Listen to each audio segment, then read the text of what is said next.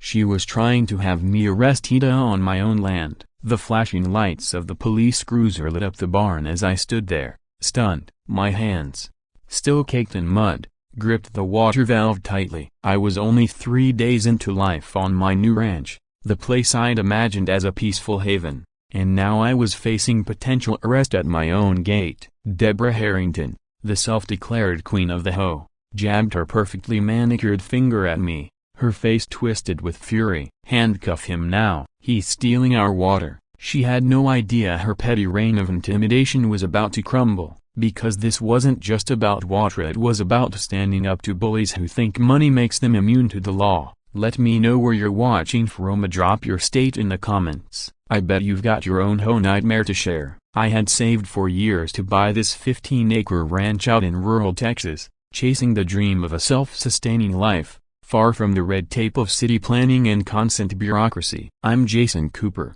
and after 12 years working as an urban planning engineer for the city of Austin, I needed a change. One of the biggest selling points was the small creek running through the property, perfect for natural irrigation and central to the sustainable system I had meticulously designed. Signing the purchase papers was the happiest moment of my life. The previous owner, an elderly man, had passed away months earlier, and his children were eager to sell the land quickly and without hassle. When I pulled in with my truck full of possessions and plans, I never imagined I'd soon be in a battle over water rights with the upscale Sunnyvale Estates community that bordered my property. On my second day, I was walking the boundary lines when I noticed plastic piping leading away from my creek, running past my fence line. Following it led me to a discreet pump station, tucked behind a cluster of bushes about 20 feet within what my property survey clearly marked as my land. The piping continued under the fence,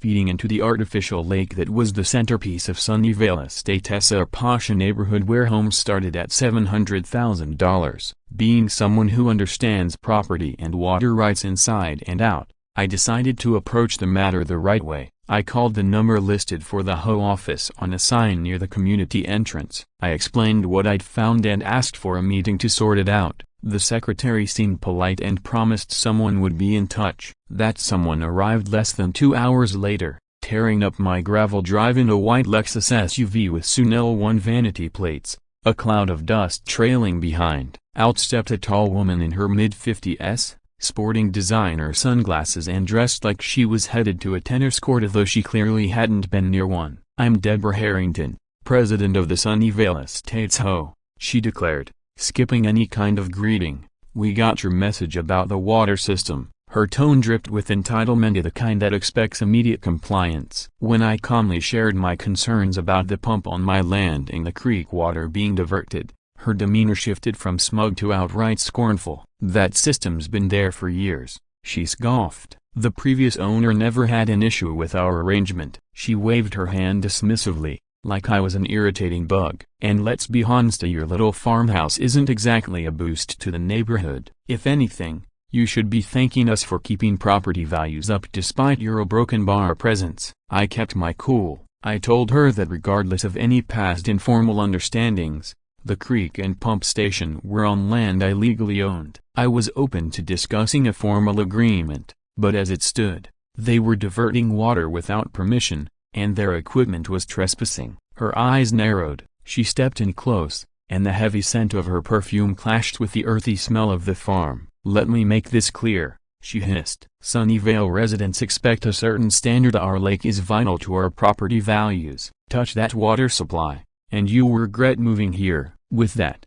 she turned on her heel, stormed back to her Lexus, and roared off, leaving behind a trail of dust and disbelief. That evening, I sat down with my documents again, going over every line. Just as I'd thought, the creek ran entirely within my property. No easements, no shared use agreements, no legal basis for what they were doing. As I dug deeper into local regulations, a knock on the door startled me. My visitor was Frank Parker, a rugged man in his late 50s from the farm next door. "Saw Harrington's car earlier," he said casually. "Figured you could use a beer and a bit of local insight." We sat on the porch with bottles of Shiner Bock, and Frank gave me the lowdown.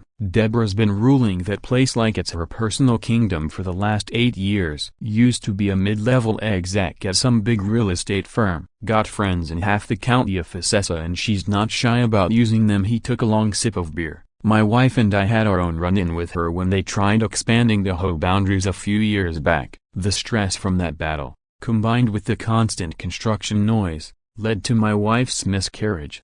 His voice softened, the weight of the memory heavy in the air. Just be careful, that woman doesn't play fair. The next morning, armed with fresh knowledge and resolve, I made my decision. If Sunnyvale wanted my water, they'd need a proper legal agreement and fair compensation. Until then, I had every right to control the resources on my land. I found the main valve that connected their piping to my creek and shut it off. Then I secured it with a heavy-duty lock. As I finished, my security camera captured Deborah returning, standing at my gate and shouting into the lens, "You have no idea who you are dealing with," she screamed before peeling out in her Lexus like she was starring in an action movie. I glanced at the live camera feed on my phone and smirked. So much for the quiet country life. My smile vanished as my phone started ringing. The caller ID read, "County Sheriff's Office." "Mr. Cooper, this is Sheriff Thompson," the voice on the other end said, measured but clearly fatigued. "We've received a complaint about vandalism of community infrastructure and interference with an established water supply on your property." I calmly explained the situation, emphasizing that I discovered unauthorized equipment diverting water from my land. "I understand, sir," he replied, "but I'm required to investigate any formal complaint. I'll be at your property in about 20 minutes if that works for you." I agreed, confident in my legal standing and appreciative of the sheriff's respectful tone. While waiting, I collected all my documents of property deeds, surveys, and water rights records, and knowing they might soon come in handy. Sheriff Thompson arrived in his patrol car, tall with salt and pepper hair and the weary caution of a man who's seen just about everything. Before we could even greet each other properly, the now familiar white Lexus came barreling up my driveway, this time followed by 2 more vehicles displaying Sunnyvale Estates parking stickers. Deborah stepped out like a general ready for war,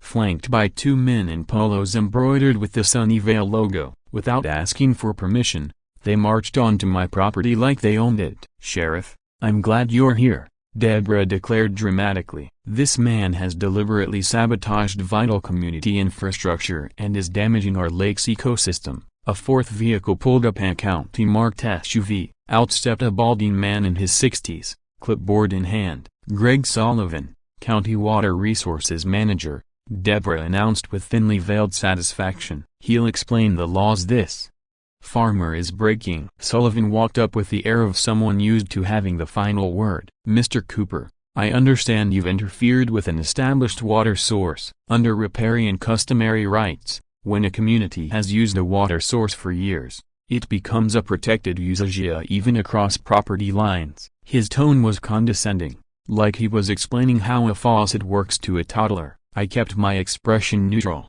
though I was both amused and disturbed by his inventive spin on water law. "Actually, Mr. Sullivan," I said, producing my folder, "riparian customary rights only apply when there's original consent or a formal agreement with the landowner. There's no easement or shared use contract in my title." I showed him the deed and survey, both clearly proving the creek was entirely within my property lines. Furthermore, Texas law protects landowners' rights to water sources that originate on or flow through their land, especially for agricultural use. The tension rose as we exchanged arguments. My background in urban planning turned out to be a real advantage. With each legal citation I presented, Sullivan's confidence started to crack. Seeing her expert flounder, Deborah suddenly pushed past me, storming toward the creek. "I'm opening that valve myself if this is ridiculous." Her voice rose to a shriek that likely scared off every bird in the county. When I stepped in front of her to block access, she staggered back dramatically. "He assaulted me,"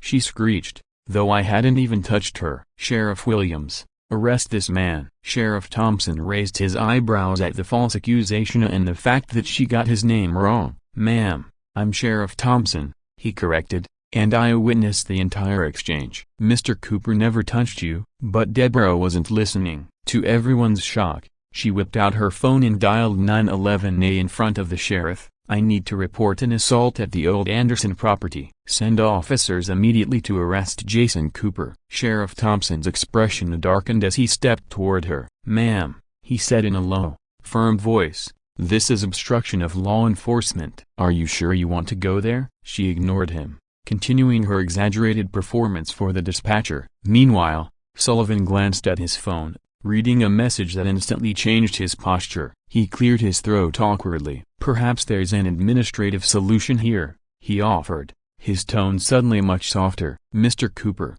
we could look into zoning and agricultural use regulations. Maybe that gives us time to resolve this water matter more cooperatively." It was a thinly veiled threat. Drop the water issue, or we'll bury you in bureaucracy. But Sheriff Thompson had had enough. "This is clearly a civil matter about property boundaries and water rights," he announced. "Ms. Harrington, I'm asking you and your companions to leave Mr. Cooper's property immediately. If you don't, I will charge you with trespassing, and that's something I can act on right now." Deborah finally ended her 911 call and shot me a venomous glare. "This isn't over. The HOA bylaws protect our community's resources, and we'll pursue every legal avenue." Sullivan chimed in with a final warning, suggesting they'd be sending inspectors to review my compliance with agricultural use codes. After their caravan of luxury vehicles finally departed, I turned to Sheriff Thompson and thanked him for his professionalism. "Not my first rodeo with Sunnyvale complaints," he said with a weary smile. "Just document everything, Mr. Cooper." "Everything." Once he left, I walked the boundary line between my property and Sunnyvale's. That's when I noticed one of the survey stakes had been moved, shifted a good 15 feet onto my land. The soil around it was still disturbed. This wasn't just about water anymore. It was looking more and more like a calculated land grab. Back at the house, I found an email in my inbox from Sunnyvale Estates legal counsel. The subject line read, "Notice of legal violation and urgent demand." The letter was as aggressive as it was groundless, demanding that I restore water flow within 24 hours or face legal consequences. It claimed I was violating historical irrigation rights and causing imminent ecological harm to a community water system. It cited obscure legal precedents and regulations that, with even a quick review, turned out to be either inapplicable or grossly misinterpreted. The letter concluded with a not-so-subtle threat to pursue all available legal remedies, including financial damages and injunctive relief. I forwarded the email to my attorney and asked for guidance, then headed over to Frank Parker's farm. If anyone understood the local power plays, it was Frank. Over coffee at his kitchen table, Frank scanned the email and shook his head. "Classic Sunnyvale intimidation," he said. "They tried the same legal mumbo-jumbo on the Hendersons last year over a disputed drainage ditch." He paused, then added, "You know, Amanda Harrington, Deborah's daughter, might be worth talking to. She's a lawyer, but nothing like her mother. Word is, she's embarrassed by how Deborah runs the HOA." Later that day, while reviewing property records at the county clerk's office, I uncovered something interesting. Sunnyvale Estates had made multiple attempts to purchase my land over the last 5 years. Each offer was more generous than the last, and each was refused outright by the previous owner. The most recent offer had been just 2 months before his death. That explained a lot. This wasn't a short-term conflict, it was a long-term strategy. Water access was just the tip of the iceberg. Using a professional networking site, I reached out to Amanda Harrington. I explained the situation diplomatically, careful not to insult her mother. To my surprise, Amanda agreed to meet me for coffee at a spot halfway between Sunnyvale and my ranch. Amanda turned out to be thoughtful, professional, and refreshingly direct, and nothing like Deborah's domineering persona. "I've tried to get the board to handle these matters differently," she confided. "There are legitimate ways to negotiate water-sharing agreements that benefit both sides. But Mom tends to bulldoze." She winced, realizing the irony of her word choice. "I can't officially represent you against Sunnyvale," she added, "but I can tell you they're standing on shaky legal ground, especially with that pump placement." While I was meeting with Amanda, Deborah was busy hosting an emergency home meeting about the so-called water crisis. A concerned community member quietly tipped off Rachel Turner, a local reporter known for her sharp investigative work and growing online following. Rachel managed to slip into the meeting unnoticed. Standing at the podium, Deborah painted a theatrical picture, referring to me as the eccentric living in that barn at her not-so-subtle dig at my renovated farmhouse. She dramatically accused me of stealing drinking water from the entire community. She even presented before and after photos of the lake, deliberately edited to suggest a rapid decline in water levels despite the fact that the level had barely changed since I closed the valve. When Amanda arrived late and overheard her mother's claims, she attempted to interject with facts. "Not now, Amanda," Deborah snapped. "The adults are handling this." Rachel captured the entire exchange on a live stream. Her followers were already buzzing with comments, especially after seeing Deborah dismiss her own daughter in front of a packed room. Frank texted me a link to Rachel's coverage, and I watched, stunned, as Deborah spun a web of fiction about my actions. "This isn't just about water," she told the crowd.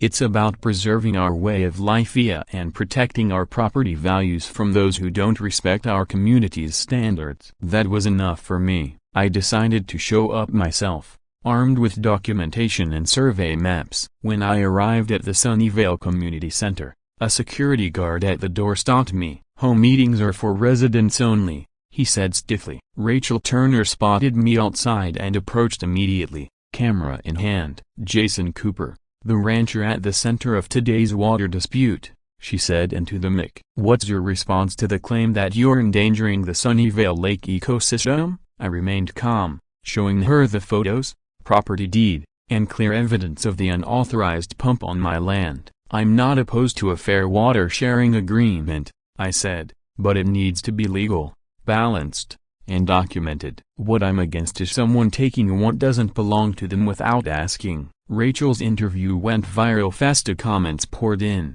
shares spiked. People were starting to see the other side of the story. What I didn't know was that while I was speaking with the press, Deborah had taken matters into her own hands. She dispatched 2 home maintenance workers to my property with instructions to repair the water system. Translation: cut off my lock and reopen the valve. Just as Rachel wrapped up the interview, my phone buzzed with a security alert. The camera feed showed 2 unknown individuals near the creekside fence on my property. I quickly excused myself and drove home as fast as the law would allow. When I arrived, I found 2 men in Sunnyvale Estates maintenance uniforms attempting to cut through my heavy-duty lock with bolt cutters. I immediately started recording video as I approached.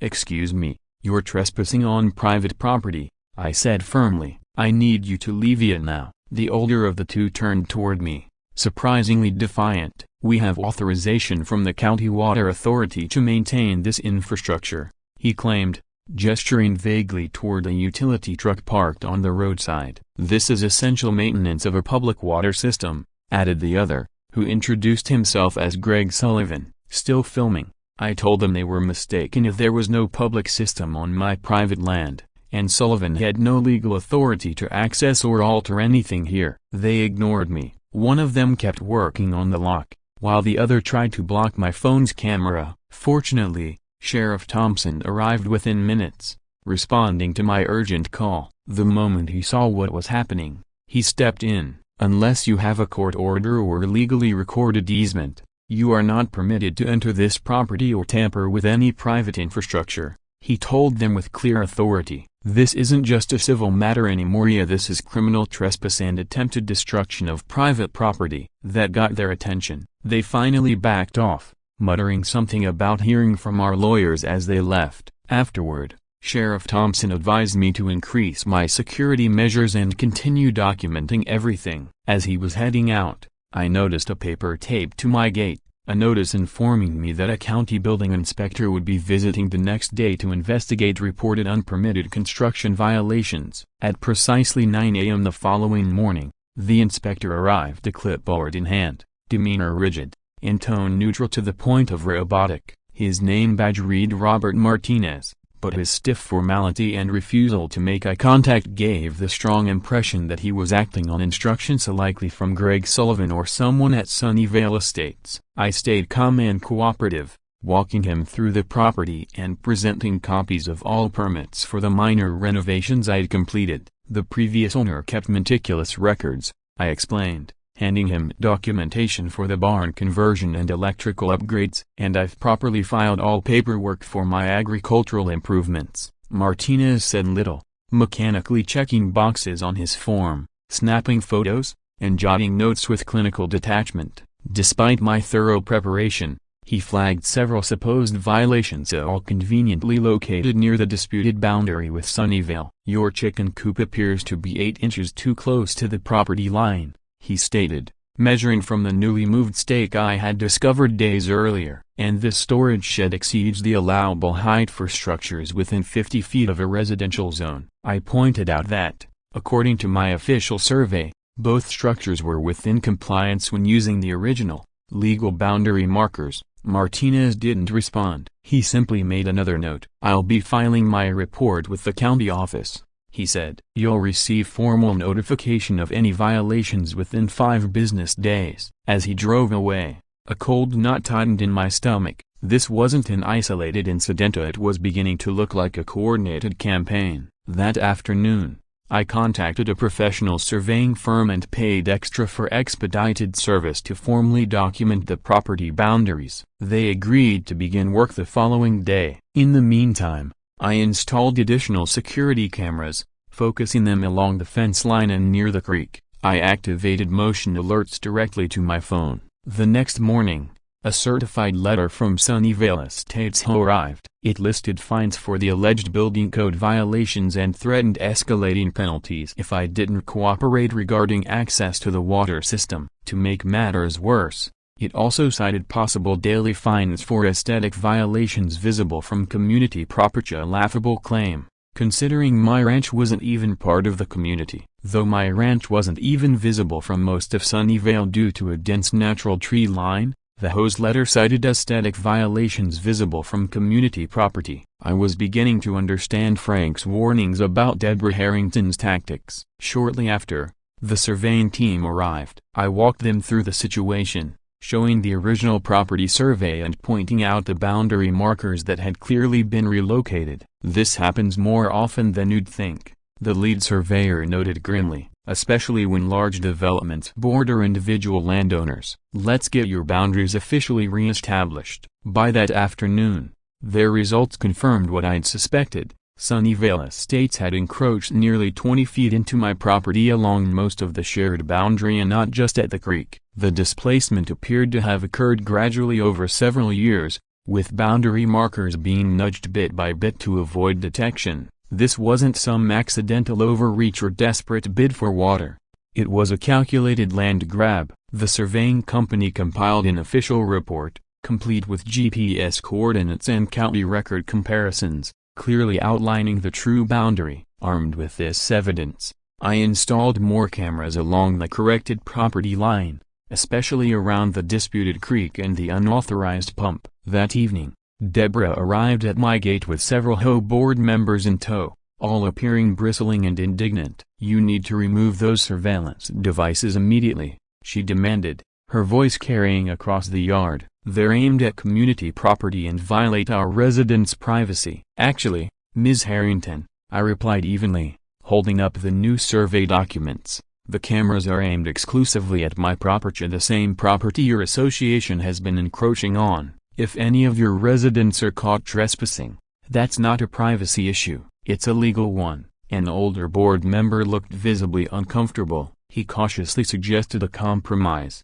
"Perhaps we could discuss a formal easement agreement for water access with appropriate compensation." "Of course," but Deborah snapped at him before he could finish. "We don't need easements for historical usage rights, Edward. Don't undermine our position." The group eventually left, making vague threats about legal escalation. As they walked away, I noticed Edward linger for a moment, as if he wanted to speak further, but Deborah called him back to her car. Later that night, the new cameras caught something remarkable. Deborah and Greg Sullivan meeting at the boundary line just past midnight. Rain misted around them, headlights casting long shadows across the wet grass as they deliberately moved another boundary stake deeper into my property. By morning, I discovered they had also placed water monitoring devices on my side of the creek, yet another blatant violation. I documented everything carefully without disturbing the evidence, continuing to build my case methodically. That afternoon,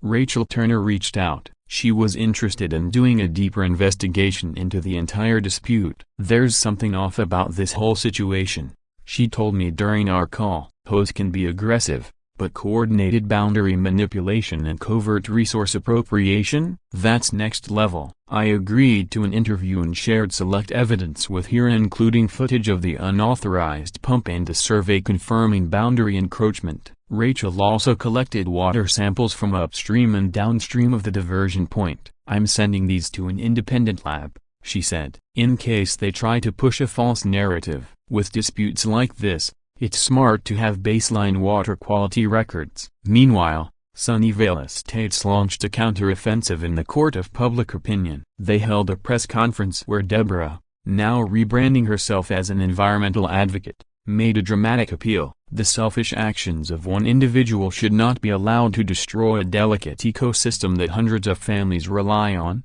she told local media. "Our lake supports wildlife and is a vital part of our community's environmental commitment." Behind her, children played near the lake, the entire scene choreographed to present a narrative of innocent families threatened by a single rogue landowner. While I watched the coverage online, a new legal notice landed in my inbox. The Sunnyvale Estates HOA had filed a lawsuit against me. The suit accused me of willful damage to community property and estimated $500,000 in damage as the supposed cost to restore the lake ecosystem if it dried up. They were also requesting an emergency injunction to force me to reopen the valve. With a hearing set for the following week, I forwarded everything to my attorney. "They're overreaching badly," she said after reviewing the case file. "You have solid grounds for a countersuit. Trespass, unauthorized resource usage, possibly even fraudulent manipulation of property boundaries." She recommended we file a countersuit immediately and begin preparing for the injunction hearing. The legal costs were daunting. Sunnyvale clearly had deeper pockets than I did, but this was no longer just about water. It was about standing up to bullying and protecting what was mine.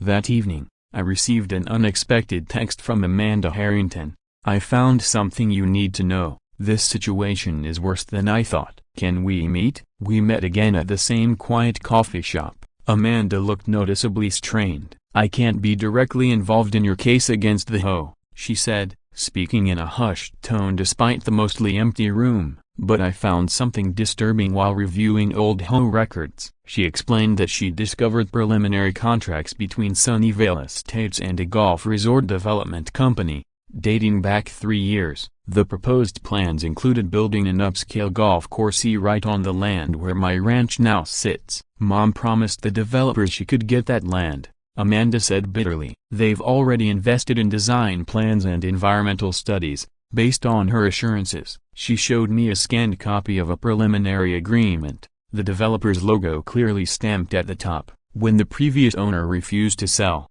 Deborah had allegedly initiated the boundary encroachments to apply pressure, assuming that, after his death, the heirs would be more willing to sell. "But I bought the property before they could act on that plan." That same morning, Rachel Turner's investigative piece went live. "Water Wars in Rural Texas, When HOAs Overstep Their Boundaries." The article covered both sides, but prominently featured the survey evidence and photos of the unauthorized pump installed on my property. Her social media posts gained massive traction, especially a short video clip of me standing beside one of the misplaced boundary stakes. "They think country folks don't know the law," I said in the video, "but I used to write planning policies for these developments." In just 2 days, the clip had over 1 million views. The hashtag #Don'tMessWithTexasFarm started trending as the public conversation turned sharply against Sunnyvale Estates. That afternoon, Greg Sullivan showed up at my ranch for an official water inspection, clearly hoping to catch me in violation, but he left empty-handed after being forced to acknowledge that my creek was a natural water source and my use of it for agricultural purposes was fully within the law. The next day, Sunnyvale staged a protest at my gate. Around 24 residents held signs reading "Save Our Lake and Water is Life." News crews showed up again, But the tide of public opinion was shifting. Rachel's reporting had opened the floodgates. Comments beneath her article were now filled with locals sharing similar stories about Sunnyvale's bullying and land manipulation tactics. That night, I received a new security alert. Someone had cut through a section of fencing and tampered with the creek valve. They fled before I arrived, but not before damaging the lock. I upgraded my security system, again emotion-triggered floodlights, reinforced locks, and a new camera angle, and filed yet another police report. This time, the footage clearly showed 2 Sunnyvale maintenance workers on my property, acting under Deborah's direct supervision. The relentless pressure was wearing me down. After another exhausting day filled with legal calls and paperwork, I sat on my porch steps, staring out at the creek that had first drawn me to the ranch. What was supposed to be my peaceful escape had turned into a battleground. That's when Frank Parker's old Ford truck rumbled up my driveway. He parked, got out, and silently handed me a cold beer. "Nancy and I fought them for 18 months, he said after a long pause, his voice gravelly with memory. The construction noise from their emergency drainage work was non-stop, a day and night, right up against our property line. Nancy was 5 months pregnant. The stress, the sleepless nights, the doctor said it contributed to her miscarriage." He stared out across the land. "We settled. We couldn't keep up the fight, but sometimes I wonder if I should have held on longer." We sat there in silence for a while. "If I give in," I finally said, "they'll just do this to someone else." Frank nodded slowly. "That's exactly right, son. These people don't stop unless they're forced to." I stood up, renewed determination burning through the fatigue. "Then I guess we keep fighting." Meanwhile, Sheriff Thompson's investigation into the trespassing incident was gaining momentum. The Sunnyvale maintenance workers admitted under formal statement that Deborah had instructed them to enter my property without permission. Deborah,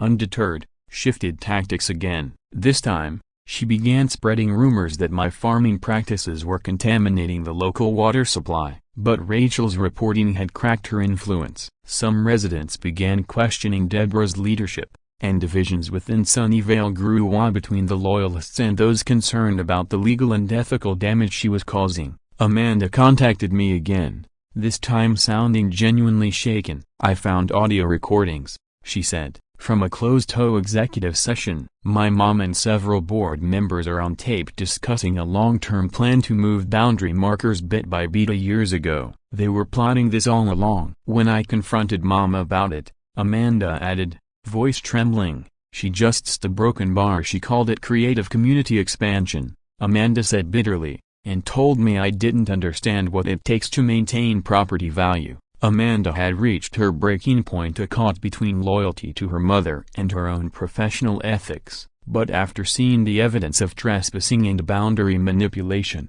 her conflicted expression hardened into resolve. "This has to stop," she said. "I'll testify if needed." The injunction hearing was set for Monday morning. I spent the weekend preparing every shred of documentation with my attorney, organizing it all into a timeline we could clearly present to the judge. But just hours before court around 3 a.m., my security cameras captured disturbing footage. 3 individuals in dark clothing pouring something into the creek on my property. A last-ditch effort, no doubt orchestrated by Deborah, to create evidence of contamination she could later use against me. When I arrived at the courthouse, it was abuzz with unexpected activity. Rachel Turner's reporting had turned our local dispute into a media event. Several Sunnyvale residents showed up, along with curious locals and even a few reporters. Deborah arrived in full regalia, immaculately dressed, flanked by a trio of attorneys and several HOA board members. Their legal team opened the hearing with a hardline approach, painting me as a reckless environmental threat who had endangered a fragile ecosystem out of spite. They paraded emotional testimonies from residents about declining wildlife, canceled lake events, and heartbroken children. They cited water level measurements showing sharp decline as a conveniently omitting that the lake had been artificially maintained using water diverted from my land, without my consent or compensation. When it was our turn, my attorney calmly dismantled their narrative. We presented the official survey, clearly showing how the boundary had been systematically shifted. Historical satellite images showed the creeping movement over the years. We showed proof that the water pump had been installed on my land without permission. Frank Parker testified about similar tactics used against his own property. Several former Sunnyvale residents came forward as well, describing how Deborah had used HOA funds and legal threats to coerce owners who resisted her agenda. The judge's face, once impassive, began to show signs of concern, especially when we presented security footage of Deborah and Greg Sullivan moving boundary markers in the dead of night. The Sunnyvale attorneys objected loudly, claiming the footage was manipulated, and insisting their clients were simply verifying placement according to their own surveys. Then Deborah took the stand. She remained composed, presenting herself as a tireless community advocate trying to preserve property values and prevent agricultural runoff from polluting the shared ecosystem. She insisted the water diversion was based on historical use, long predating my ownership. When questioned about the boundary changes, she claimed my survey was flawed. "We've maintained those boundaries for years without complaint from the previous owner," she said smoothly. She was confident and convincing, even until my attorney presented certified county records and GPS data from a licensed surveyor. "Mrs. Harrington," the judge asked,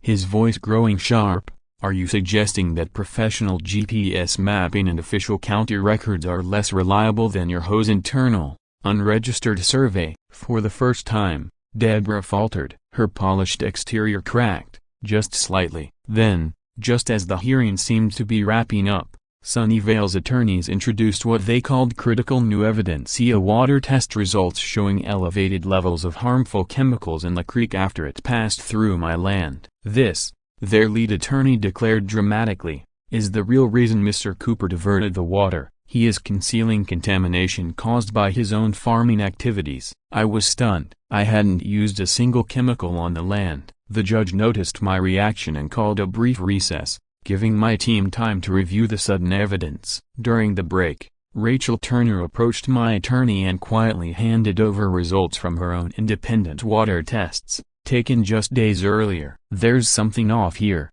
she said. "Their results don't match anything I found. Mine came back clean." Rachel's results were submitted into evidence. The judge, now visibly suspicious, ordered further investigation before issuing the ruling. Then, just as we were about to reconvene, a commotion erupted in the back of the courtroom. Amanda Harrington walked in, holding a tablet and a stack of documents. Her hands trembled, but her voice rang clear. "Your Honor, I have evidence that must be presented." Deborah's face turned ghostly pale as Amanda approached the bench. After a sidebar with the judge, she was permitted to testify. Amanda presented internal HOA documents detailing the full scope of the golf resort development plan, plans that depended entirely on acquiring my land. But the most damning piece was an audio recording captured on her phone. Deborah's voice: "She deliberately contaminated the water last night," Amanda testified, her voice shaking. She couldn't bring herself to look at her mother. "I have a recording from a planning call where she directed maintenance staff to pour chemicals into the creek on Mr. Cooper's property specifically to falsify evidence for today's hearing." Gasps and murmurs rippled through the courtroom. Deborah jumped to her feet, livid. "You're betraying your own family," she screamed at Amanda, then turned her fury toward me. "This is all because of you. That golf resort would have brought in millions if you hadn't interfered." Her attorneys scrambled to contain the chaos, but Deborah was spiraling. "You have no idea how hard I've worked to build this community," she raged. "Do you think property values maintain themselves?" The judge slammed his gavel multiple times. "Mrs. Harrington," he barked, "control yourself or I'll have you removed from the courtroom." Deborah collapsed into her seat, trembling with fury. From the press bench, Rachel Turner, who had been live tweeting the proceedings, leaned toward a fellow reporter and muttered, "And that, folks, is how not to run a homeowners association." The judge called for an immediate investigation into the contamination allegations and suspended the hearing until environmental experts could analyze both Sunnyvale's and Rachel's water test results. Outside the courthouse, Rachel interviewed visibly shaken Sunnyvale residents. "We had no idea about any golf resort plans," said one elderly homeowner. "They told us the water was for sustaining natural wildlife." Another added, I've lived here 6 years. There was never a vote or even a discussion about acquiring adjacent properties for development. An emergency home meeting was convened that night. Dozens of residents demanded Deborah's immediate resignation. When I returned home, exhausted but hopeful, a chilling anonymous text appeared on my phone. "Your house isn't safe. I won't let you destroy everything I've built." I immediately reported the threat to Sheriff Thompson. He increased patrols around my property and recommended I stay elsewhere for a few nights. Instead, I reinforced my security system, installing additional cameras covering every angle and linking them to real-time alerts directly connected to the sheriff's office. Early the next morning, the county environmental investigation team arrived to collect water samples from multiple points along the creek. Their preliminary findings confirmed our worst fears. The contamination was isolated to a specific section on my property, with clean water both upstream and downstream, strongly suggesting deliberate tampering. Further chemical analysis identified the pollutants as industrial cleaning agents, compounds not associated with farming. Sheriff Thompson launched a formal criminal investigation into the environmental sabotage. Warrants were issued for Sunnyvale maintenance logs and internal communications. Rachel's reporting had gone regional. News outlets across the state were covering the unfolding scandal and HOA accused of environmental sabotage, overreach, and secret land grabs. Sunnyvale residents were growing increasingly divided. Many demanded transparency. Some approached me privately, apologizing for the HOA's behavior and offering to testify about similar boundary disputes and intimidation tactics. 3 days later, court reconvened. The environmental report confirmed it. Deliberate contamination. The judge swiftly denied Sunnyvale's injunction request and went further, issuing a temporary restraining order preventing any Sunnyvale representative from approaching within 100 feet of my property pending the outcome of the criminal investigation. That night, my security system pinged with motion near the creek. On the night vision feed, I watched in stunned disbelief. Deborah Harrington, dressed in dark clothing, carrying a large container, moving stealthily toward the water. I called Sheriff Thompson immediately. Deputies were dispatched as I tracked her movements in real time. They arrived just in time to catch her in the act attempting to pour a substantial amount of industrial chemicals directly into the creek, enough to cause serious downstream damage. "You just poisoned your own legacy," Sheriff Thompson said as deputies placed her in handcuffs. The charges were severe: attempted environmental contamination, criminal trespassing, and evidence tampering. Combined with the earlier boundary manipulations and falsified reports,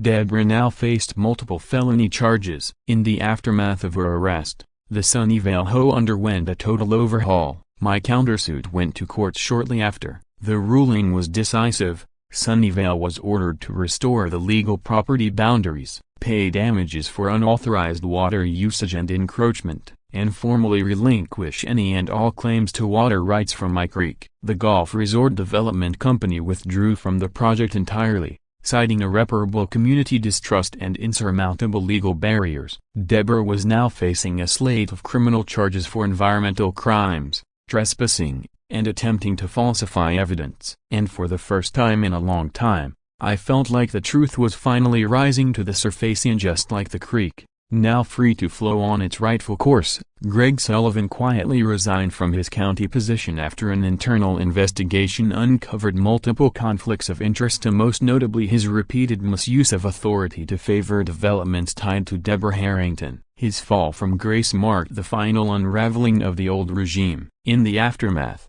the newly formed Sunnyvale HOA board, led by the older gentleman who had once tried to broker peace during the earlier tensions, reached out to me with a surprising proposal: a legitimate water-sharing agreement. Amanda, though no longer living in Sunnyvale, returned to help mediate the discussions. "We recognize the creek is your natural resource," the new HOA president explained during our first meeting, "but we hope to explore a fair, transparent arrangement is something that supports your agricultural needs while still helping our community." I agreed to collaborate on designing a sustainable water management system, one that allowed limited, controlled flow to Sunnyvale Lake while prioritizing my farm's irrigation during dry seasons. For the first time, we weren't adversaries, we were partners in stewardship. At a public community meeting where the agreement was formally announced, Amanda stood before the residents and offered an official apology. "What happened here wasn't just about property lines or water rights," she said. "It was about integrity, transparency and being better neighbors. With my boundaries legally secured and my water rights fully protected, I finally turned my full attention to the farm I had dreamed of building." The creek, no longer siphoned away, now irrigated my first thriving crop of organic vegetables. I installed a rainwater collection system to support sustainability year-round. Rachel Turner's in-depth reporting on HOA corruption earned her a Regional Journalism Award, and her series ignited a statewide conversation about housing association oversight and governance reform. To my surprise, my farm gradually became a local learning hub. School groups visited to study sustainable water usage, and I built demonstration zones to show how agricultural responsibility could coexist with thriving ecosystems. As for Deborah Harrington, she received significant fines, was sentenced to mandatory community service and environmental cleanup, and was placed on probation, barring her from ever serving in HOA or governance roles again. Her social and political influence in Sunnyvale vanished, her reputation in ruins. On the criminal side, the court handed down a suspended sentence with strict conditions. A symbolic but meaningful reckoning. About a year after everything began, I stood beside my creek on a crisp autumn afternoon. The water flowed clean and clear, feeding my land, then flowing gently onward to Sunnyvale Lake, now stable thanks to careful management. Frank Parker often stopped by to fish, always grinning. "Water tastes sweeter after victory," he'd say with a wink. One afternoon, a small group of Sunnyvale residents walked up the newly established public trail, now carefully aligned with the correct boundary markers. An elderly woman stepped forward. "We believed the wrong person for too long," she said gently. "Thank you for protecting this water, not just for yourself, but for all of us." The ordeal had changed more than just my farm. Rachel began receiving emails from residents in other communities. At least 5 HOA groups across the state had reached out, asking if I would speak with them, share my story, or help guide them through similar battles. My inbox filled regularly with messages from homeowners dealing with boundary issues, resource disputes, or HOA intimidation tactics, of people just looking for the courage to push back. One evening, as the sun dipped below the horizon and painted my fields gold, I added a new line to the wooden sign at the end of my driveway. "Underflowing truth, a sustainable farm where country folks don't fear HOAs."